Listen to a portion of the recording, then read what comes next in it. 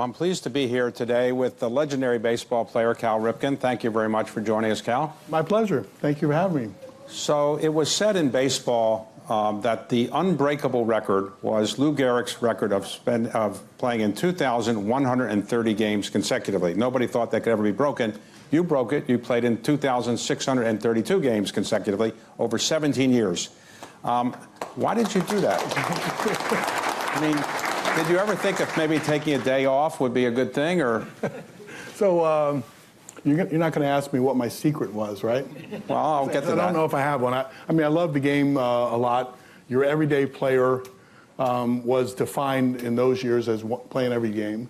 And it was an honor to be thought of and counted on each and every day by your teammates. So I had my dad, who was also a coach, when I first came in, probably for the first 11 or 12 years of my career.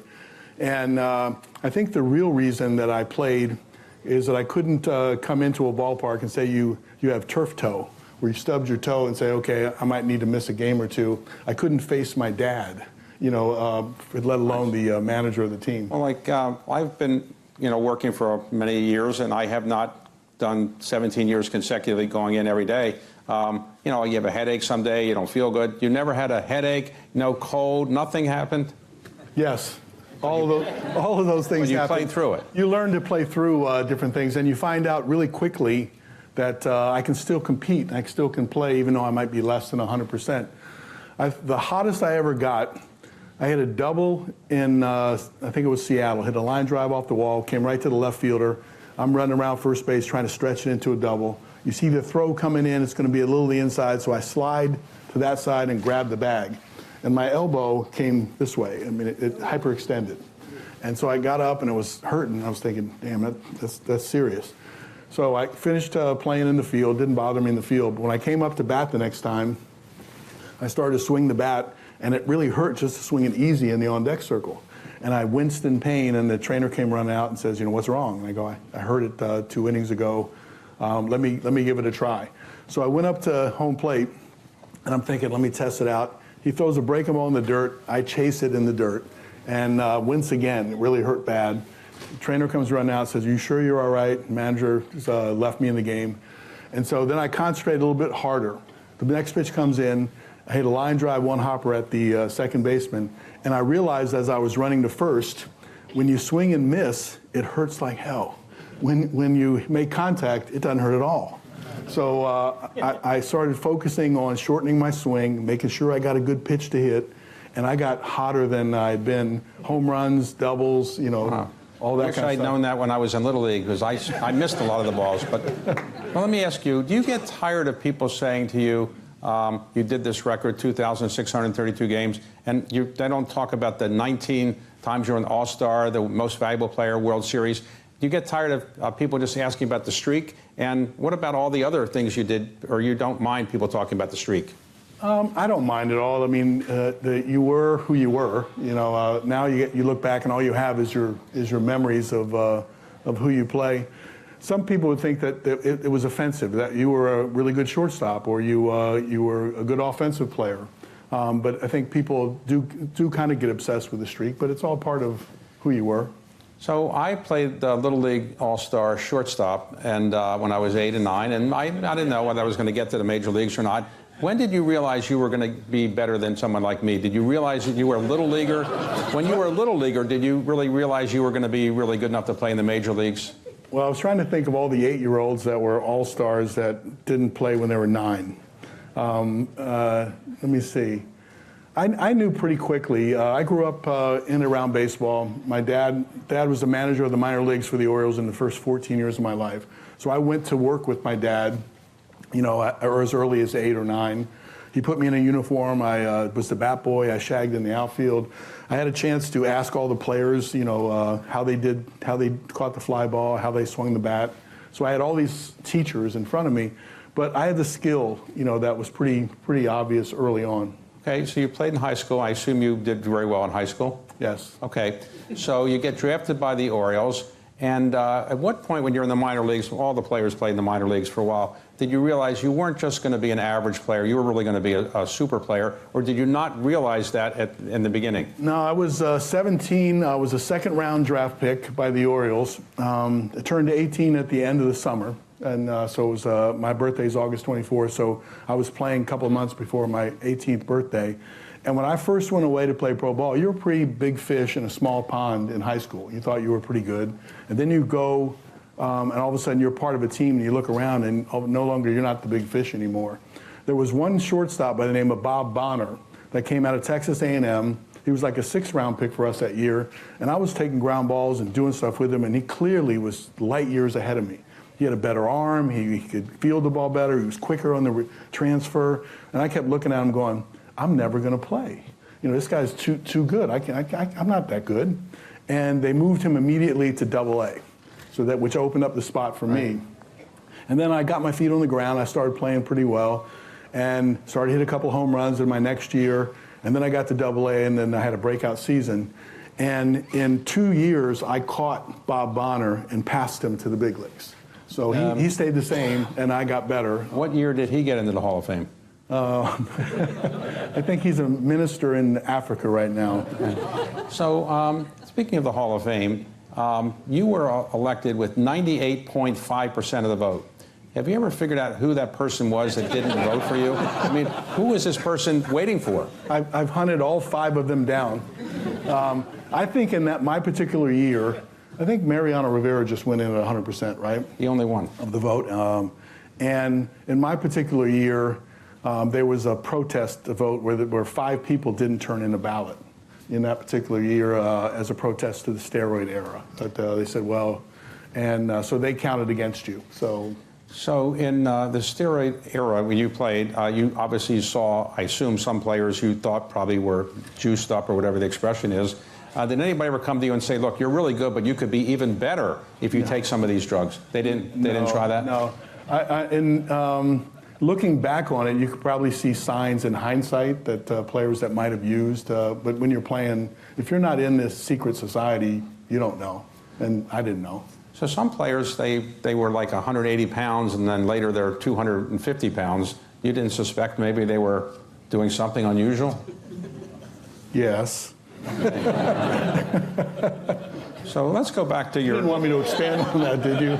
Oh, okay. Well, let's go back to your youth. You were a good high school player. You played in the minor leagues. Did you ever think about doing anything but play baseball? I love basketball, and I wish I could have been Grant Hill. He just told me he wanted to be Cal Ripken, but okay. Well, maybe we can do it all over again. But I love basketball so much that I built a gym at my house, and I played basketball all winter long. And one of my greatest negotiating victories was they fired my dad as a manager in 1988. And I thought I was going to leave the Orioles and go to some other team. But by the end of the summer, they came to me and said, okay, we're in a rebuilding position. We'd like to build around you. And so they offered me a contract, and we negotiated the money.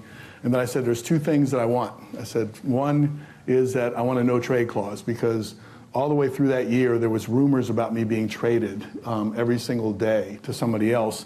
And I kept thinking, hey, I could come to the ballpark, and they could call me in the manager's office and say, okay, Cal, we just made a trade with the Boston Red Sox. You got to go, to there. And you had no choice. And so that made me feel uneasy.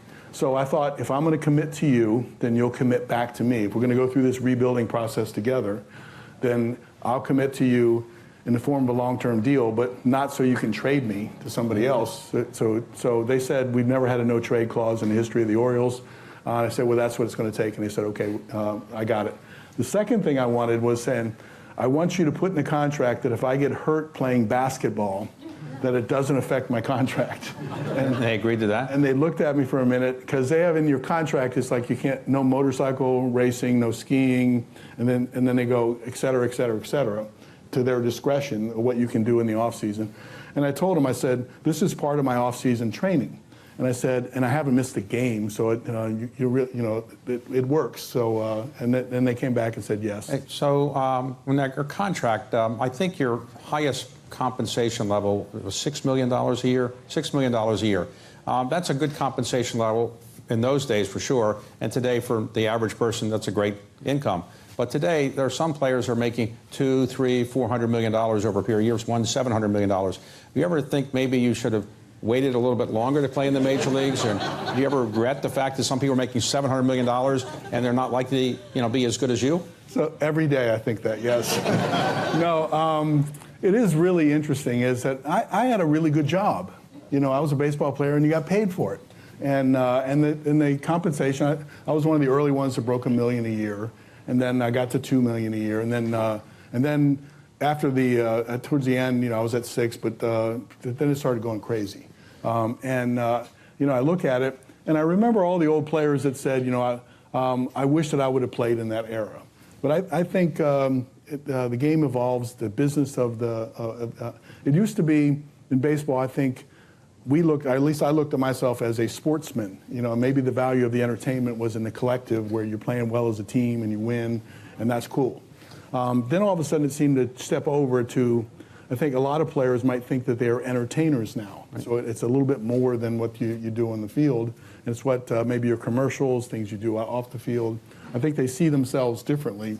But the attention and the money is there for all that. Yeah. Let's talk about baseball today. Baseball was called the national pastime for a long time, but obviously other sports have taken a lot of attention away from baseball, basketball and football, for example.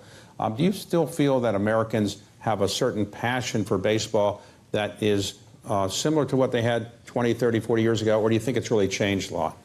I think there's a deep love for baseball still in the country, and I see it at the Ripken Baseball was a kid's business that we developed, experiential when you play tournaments and we teach and those sorts of things. And you can witness it right in front of you, that the kids, 8 to 12-year-olds, feel the same way about baseball that we did. I think what's happened in sports overall is that there's specialization that happens earlier in the sports. And so you're not playing baseball, basketball, and football all that time. You're specializing really early on. So there's a lot less kids, I think, that are playing baseball, but the ones that are playing are actually playing more of it because they play spring, summer, and fall. Speaking of that, lots of pitchers these days have elbow problems. They now get surgery called Tommy John surgery, and players have to take 1.5 years before they're really going to play again. Why are there so many pitchers who seem to have this problem now? They didn't have as many of those problems when you were playing. Is it because they're playing so young and they're throwing so many different kind of pitches that really hurt the elbow and the arm? Well, I think some of that is true because Tommy John surgery has come down even to like high school and sometimes kids younger than that. And I think some parents feel like we'll just keep throwing, and if it breaks or whatever else, we can always fix it and you'll come back throwing harder than you did before. I think that's the wrong way to look at it. But I think in the big leagues, with all the analytics that go around, I think pitchers are chasing velocity more, and so there's more training to get your arm stronger, to throw the ball harder. But they're chasing movement. So there's two things that happen. Is you throw a fastball, you get behind the baseball, but then when you try to make it move with the same power, you're torquing your elbow or your wrist right at the end to try to make it move. Right. And then all this pressure goes right here. And I think a lot of chasing speed and chasing movement, the combination of those two is causing it. Let me ask you about this. When a baseball player is batting, a pitcher is throwing the ball at the home plate 60 feet, 6 inches away, and they can throw it from, let's say, 98 miles an hour, sometimes 100 miles an hour. And it could hit you in the head, and you've got very little time to react. Do you ever worry about when you're up there that somebody's going to try to hit you in the head? And did you get hit a lot? And why don't you just run out and hit the pitcher when you do that? Do you think it's accidental when they hit you, or do you think it's on purpose? Most of the time it's accidental. Sometimes it's on purpose. The intimidation factor is a real factor. I'm not sure how much now. I've been out of the game 20 years, but they still have fights and people still get hit and all that kind of stuff. When I first came to the big leagues, it seemed like the pitchers were testing me. They throw a pitch up and in and knock you down, so you have to clean off your uniform and get up. And if it affected you where you were thinking about being hit and stepping in the bucket, they would win. They would get out. So what you had to do was prove that that's not going to work. So I'd get in and try to really have a better at bat, and then you hit a home run or you hit a double. All of a sudden they look at it and say, okay, we're not doing that anymore. But it is a real factor. Goose Gossage, I'll tell you really quick. You guys all familiar with Goose? Goose Hall of Fame guy, threw 100. In the time when their radar guns were slow, Goose threw harder than anybody in the league, 100 plus miles an hour. But he looked mean, you know, and he hit Ron Say in the head in the World Series the year before I got a chance to face him. So when I got the chance to face him, I kept thinking Ron Say got hit in the head, and I didn't keep my heart in the at bat. I was stepping out, and it bothered me so much. I think I got to fix this, and I overheard our teammate making dinner plans with Goose Gossage after the game, and after I was driving home, I saw the place that they were going to go meet, and so I just pulled in, and they invited me to come in. I drank beers with Goose, closed the bar down with Goose after the game, found out that he was a nice guy. And so my next time up to bat, I didn't think about it getting hit anymore. I thought about hitting, and I was 4 for 5 off him the next 5. So think about this. That strategy worked. When a golfer is lining up a putt on a tournament, everybody has to be quiet. Nobody's throwing anything at his head. Why does he need to have so much quiet? But you're not allowed to talk or say anything when you're putting for 5 inches. But if somebody's throwing a ball at your head 100 miles an hour, they can scream and yell. Doesn't it seem that's ass backwards? Yes. Yes. It is interesting, though. When you play in front of a packed house, it's just noise. You know, it's not, you don't hear the individual things. I mean, here in New York, I think the fans felt that they were part of the game. And so they were trying to get inside your head. They were screaming things out at you, try to play a little mind game with. And if you beat them and you did really well, you know, they'd almost go, Cal, see you tomorrow. You know, it was all part of it. The Boston fans were a little different, is that they were more personal. That if you beat them or whatever else, they'd hold it against you for your whole life. I remember the old days when you were playing you played for your father for a while. Earl Weaver was your manager for a while. And in those days, when, let's say, a strike call went against, or ball call went against a player, the manager would rush out sometimes and yell. And now it seems as if the players meekly walk away from the call when it's a strike and they don't like it. They don't ever yell anymore. Why don't they yell at the umpire anymore? Why doesn't the manager come out and yell? And when they do go out and yell, why don't they have to stand right next to the person? You know, they go right back to, they're standing 1 inch away. Why do they do that? They can hear from a foot away. Why do they have to get right close to the person and yell? So let me ask you, did you like the arguments and stuff like that as part of the entertainment value of the game?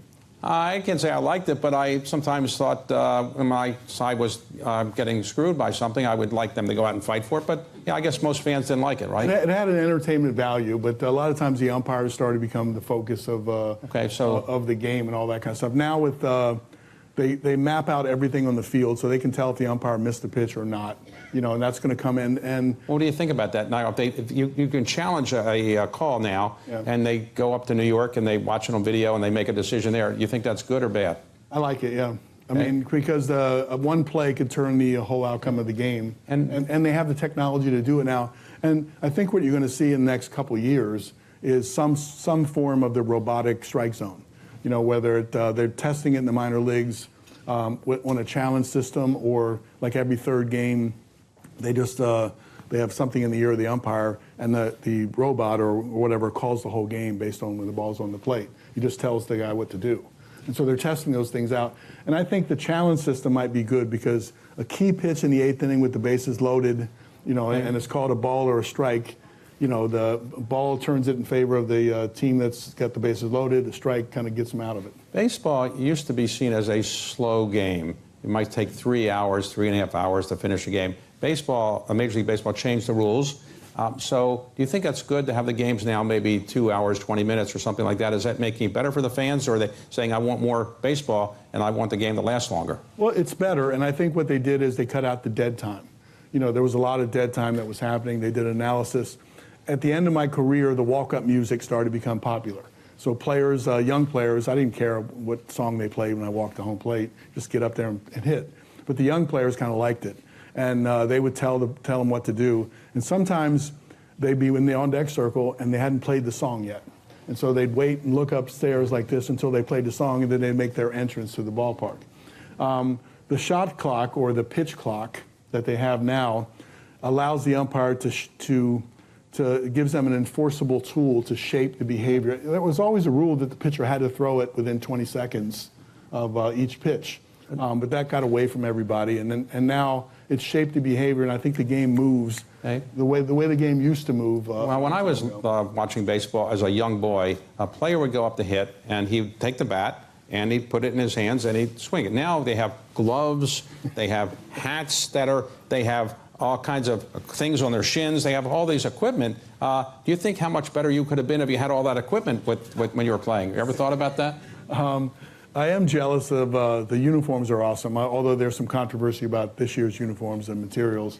But generally speaking, the improvements in the uniforms, the bats, there used to be just one company that was allowed to have the bat contract, and now there's all kinds of choices and all kinds of varieties that you can choose from. So when you were playing, gotten better. When you were playing, it was sometimes said that pitchers might put substances on the baseball, or what was called a spitter, and made the ball do things it wouldn't otherwise do. Did you ever see that, and you ever challenge it, or you didn't see that?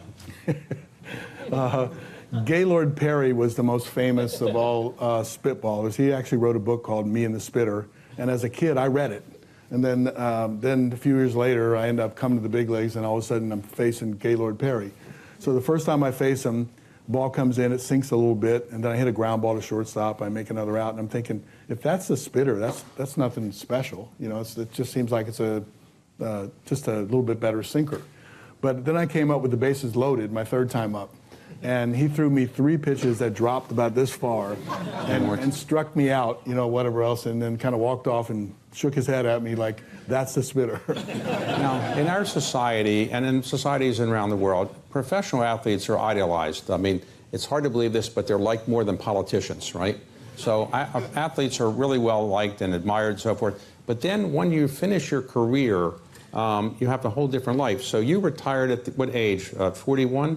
41, yeah. 41. You played 20 years, 22 years. 21 years in the major leagues, and you retired at an age that, you know, is old for a professional athlete, but young for somebody in private equity or something like that. So when you retired at that age, did you say, what am I going to do the rest of my life? And what did you decide to do for the remaining 10, 20 years of your life? What did you do? So if you save your money pretty well, then you have choices, you know, and you could decide to learn how to play golf, and like a lot of people do, and kind of retire early. Are you a golfer? I play a little bit, but no.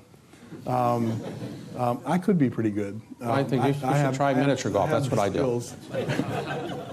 So I looked at it as, you know, you kind of get bored. How can you do that? I looked at it as a second chance for a career opportunity. And so you looked, I wanted to learn business, and we bought minor league teams. And so it was a comfortable business model that you can kind of learn business that way. And that was kind of fun. At first, it felt like I spotted everybody else 20 years ahead of me. I'm 41, but I seem like I'm 21. You know, in the business world, you come out, and then you learn that a lot of the things you learned along the way in baseball can apply to your work ethic, how you go about doing things, your preparation, and all that kind of stuff. That all applies to what you're doing now. So I have a grandson who's 4 years old. If he wanted to be a Major League Baseball player, what's the best advice you would give to a young person? He's a little young for advice maybe, but what is a 6 or 8 year old or 10-year-old who aspires to be a baseball player, what should they do? Well, I think the worst thing you could do is put too much pressure on your kid. You know, like if you want it for him as opposed to him wanting it. You know, I think Father didn't put pressure on you. He was a professional coach. He didn't. No, I mean, matter of fact, I could tell you that because my dad was in professional baseball, he only saw 2 of my games between the age of 8 and 18 before I got drafted. Parts of 2 because he didn't give you tips or anything, or tell you to do this or that? No, I mean, he was a great instructor. I witnessed him instructing other people in the minor leagues, so I learned through his instruction, everybody else. But he never stood over me and said, "You got to play baseball." Now, you're 6'4", and traditionally shortstops were more my height. And when you came along, people didn't want people like me to be shortstops anymore. So, did you change the game of baseball by saying shortstops should be big and better hitters, or is it going back to the old mode of being fast and good baseball stealers but not great hitters? Well, I mean, a lot of the shortstops, Derek Jeter being one of them, gives me credit for my success at the position as a bigger shortstop that gave them opportunities that maybe otherwise they wouldn't have had. But I kind of think, Derek, you would have carved out your own path. But I did move from third to short. I signed, I was 6'2", 180 when I came out of high school. And then I had a late growth spurt. I almost grew 3 inches, and I put on, 5 to 8 pounds a year. And by the time I got to the big leagues, I was almost 6'5", 220. And they had put me at third base, but then Earl Weaver had this vision that I could play shortstop, and we'd be a better team if I went over to shortstop. So he one day just put me there. And my success at the position as a bigger guy maybe is like when I'm a basketball fan. I wish I could have been a basketball player. But I remember Magic Johnson changing the thought of a point guard at 6'9". He's 6'9", and all of a sudden the advantages he had of his size, I think people started to understand that a bigger guy could play shortstop and second base. And today they're some of the more celebrated positions. So what is it like on the road when you're a professional baseball player? You play a game for 2.5 hours or so, but you've got to travel. And when do you get so tired and the sleep, the jet lag and all that? How do you just rest and get recuperating when you're a professional baseball player, traveling all that much and having to play at least one game every other day or so? Yeah, I mean, I remember 162 and 175 days in my first year. So if you just think about it, there's 13 days that are considered off days, and normally there were travel days coming back from the West Coast. But you're playing mostly night, you're traveling after the game, you're sleeping in, and all that kind of stuff. So making sure you get your sleep, making sure you eat at regular times was a routine. I keep thinking, if you want to stop someone from having a consecutive game streak, just play Monday at 6:30, play Tuesday at 7:30, then make a Wednesday 12 o'clock game. If you keep moving the times of the games around, your body wants to get into a routine, into a schedule. And it's hard nowadays with the different times and travel. When you're a professional baseball player or a former professional baseball player, as famous as you are, people come up and all the time they want autographs, selfies, and they say, I hate to bother you, but can I bother you with a selfie or an autograph request? What do you say? You say, I'm too busy, or you just do it? Or how do you deal with all that? And when you go to a hotel and you're a Major League Baseball player, people have all these little kids who are trying to get autographs. How do you deal with all that? When you get old, they don't do it so much anymore. No, I'm thankful that I still can't believe that I get recognized as readily as I do. And to me, you always keep in mind, and sometimes someone approaching you, they're all nervous and they lose their mind and they say, you're my biggest fan, and I go, I am? But they lose it. But then you have to keep in mind that it's meaningful to them. And so at that moment, by signing your name for a little kid and their eyeballs get all, and they run back to their mom or whatever else and say, look what I got. So you help that happen. So if you remember what happens afterwards, you don't focus on, and you just manage it, you just get through it. And what was it like the day that you broke the record of Lou Gehrig?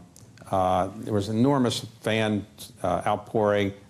Everybody's calling you, you're nationwide TV, and you're running around the stadium and so forth. Was that the highlight of your life professionally?